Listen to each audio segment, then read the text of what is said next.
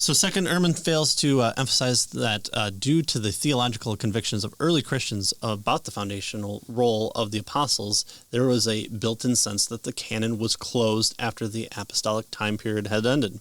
Right. So, again, they focused on, was this, is this from the apostles? Is this from the folks who sat at the feet of Jesus, who knew Jesus, who saw Jesus, right?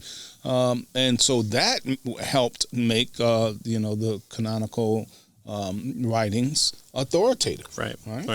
The early church fathers didn't say, I'm opening the canon back up again because what I just wrote was really good. And so clearly from God, because no one could write a sentence like this. No, they didn't do that. They were always referring back to not the church, but to Scripture. Yeah.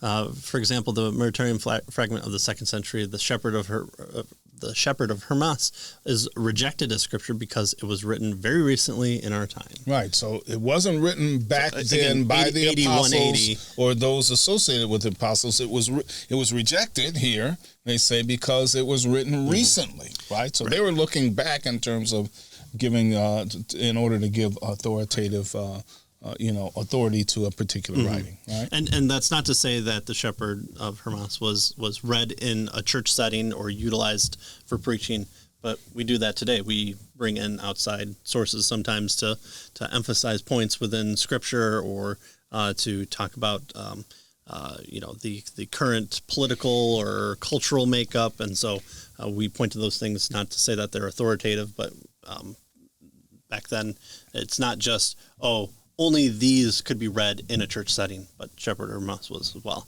Shepherd of Hermas is important and should be studied and read, just not considered authoritative. Right, not Scripture. Right.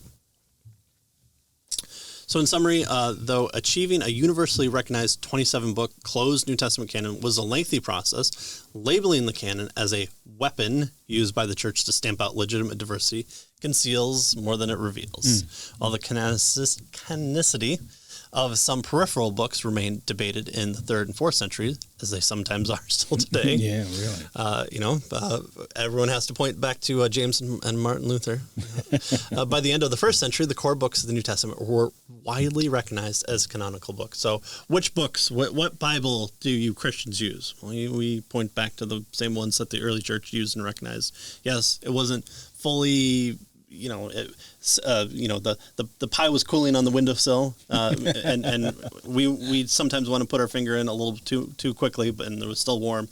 But you have things like Revelation was considered.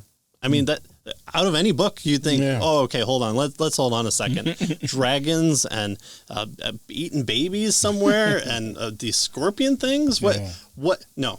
Authoritative. In fact, Church Fathers, one of the most cited books of the canon, Revelation. Wow. So, okay. Wow. So this is remarkably early recognition of the core books of the canon. Yeah. Right? And this is especially surprising in light of, notice, no formal or universal structure to declare there's no themselves. Might of Rome at this point in time. Right. There's no, christen these books kind of thing. No, they were just recognized as the core books of the canon, right? So their production during they were recognized due to the idea that they were produced during the apostolic period, right? They were recognized due to the idea that their connection with the apostles. So not only were they back in time, but they were also associated with the apostles. And finally, their theology. Right?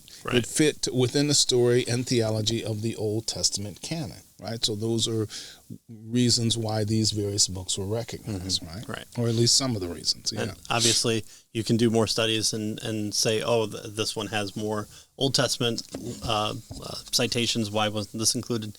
All those are important and should be known, but that's for a different book.